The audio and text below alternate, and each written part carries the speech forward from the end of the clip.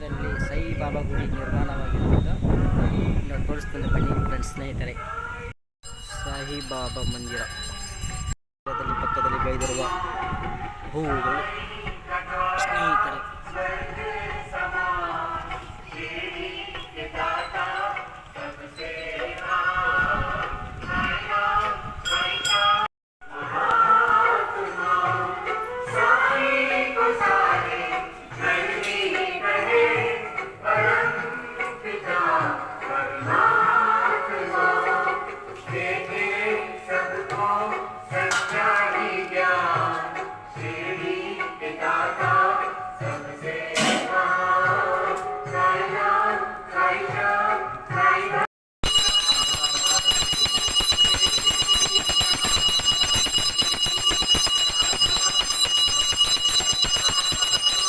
ಬಾಬಾ ಮಂದಿರ ಹಿಂದೆ ಶಿವರಾತ್ರಿದಿಂದ ಉದ್ಭವವಾದ ಈಶ್ವರಲಿಂಗ ಮೂರ್ತಿ.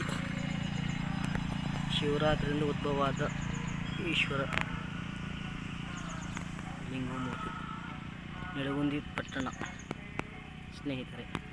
ಬನ್ನಿ ಆಶೀರ್ವಾದ ತೆಗೆದುಕೊಂಡು